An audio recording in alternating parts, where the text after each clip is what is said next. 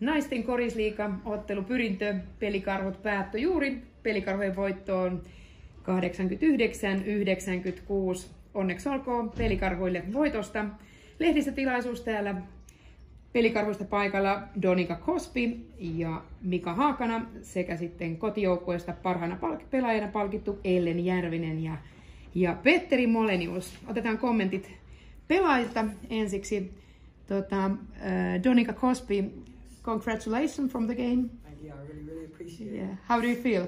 I feel great. It's always feel great when you win, you know. So yeah, I feel great. It's a good win for us. Yeah, that's true. What was the main point that you won today? The main point, I think we didn't give up. No matter what, we just kept fighting and we stayed together as a team. And I think that was the biggest thing, staying together. Yeah. Is there something you want to say about your own team? Then I just appreciate the fight that we have. You know, we never give up on ourselves, and we always compete and come together when we should. Yeah, that's true. Okei, sitten otetaan Ellen Järvinen. Hieno henkilökohtainen peli tänään ja muutenkin upea heittopeli koko joukkueelta.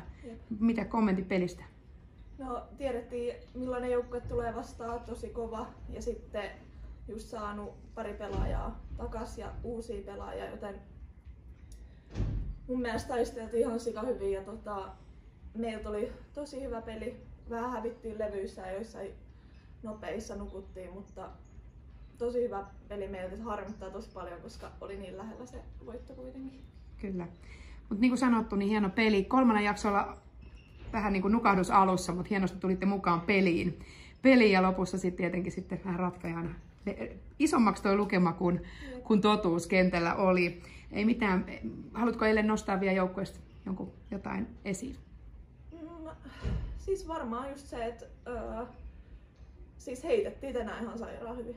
Et oltiin jotenkin mukaan pelissä, oltiin keskittyneitä ja sen avulla saatiin myös niin kuin noi heittopaikat sisään ja luotiin myös toiselle tosi hyvin. Kyllä, kovia koreja tuli molemmissa päissä ja niin kuin sanottu, niin huikeata naiskorista tänään. Molemmat joukkueet tarjoili. Kiitos pelaajille. Thank you for the players. Thank you so much. Kiitos. Ja sitten jatketaankin.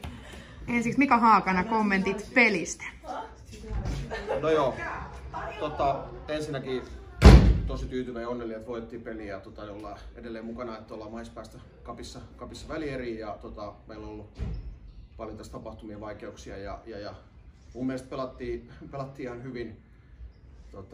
Tänään Pyrintö pelasi todella hyvän matsin ja en muista, aika pitkään tässä valmentanut tätä sarjaa, niin en muista kyllä niin 40 minuutin ajan tuommoista heittopeliä, että se 19-3 ja noilla prosenteilla niin läpiottelu, niin oli varmaan nukahuksiakin, mutta kyllä oli tosi paljon kovia heittoja.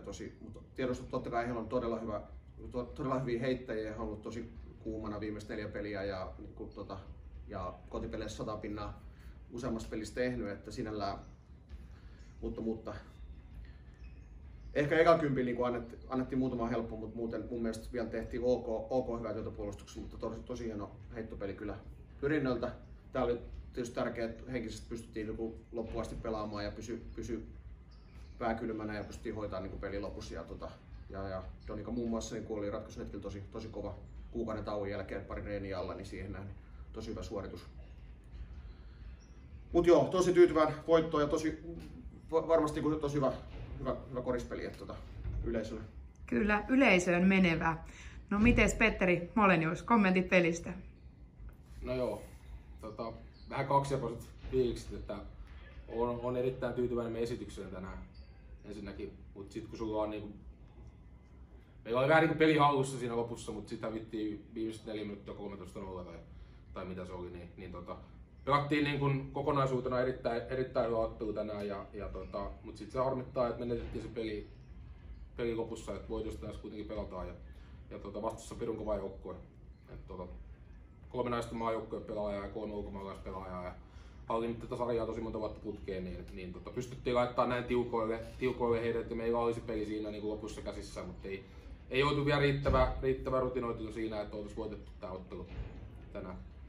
Kyllä mä oon ennen kaikkea tähän meidän hyökkäyspelaamiseen tänään erittäin tyytyväinen, että pelattiin just semmoisella pelisuunnitelmalla, miten haluttiinkin pelata. Että tarkoitus oli laittaa palloa paljon ilmaan ja saada tästä pelistä niin nopeatempoinen peli, että juostaan päästä päähän ja ottaa ehkä sitten niin sellaisia ratkaisuja välillä, mitkä niin muissa peleissä ei olisi niin hyviä, että heittää nopeasti palloa ja ottaa paljon kolmosia ja saatiin tänään ne uppoamaan. Että hyökättiin hyvin, puolustuksessa vähän oltiin askelin jäljissä aika ajoin, että tiedettiin kyllä, että vastustaja on varsinkin tuossa heidän niin pelaajavartioita vastaan hyökätessä, niin he on tosi kovia ja heillä on paljon eri optioita ja pystyvät toteuttamaan hyökkäystä tosi hyvin. Ja pikkasen jäätiin siinä jälkeen, ei saatu ihan sellaista kontrollia siihen meidän omaan puolustukseen, mitä oltaisiin haluttu, mutta tappioon en ole tyytyväinen, mutta kyllä tämä oli hyvä koripalloottelu mun mielestä kummankin joukkoita ja tällä kertaa Pekka hoiti sen kotiin, mutta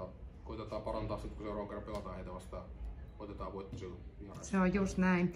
Kiitos niin Pyrinille kuin Pekalle ja tervetuloa kaikki katsomaan naisten korisliigaa. Huikeita pelejä luvassa. Kausi on alussa. Kiitos.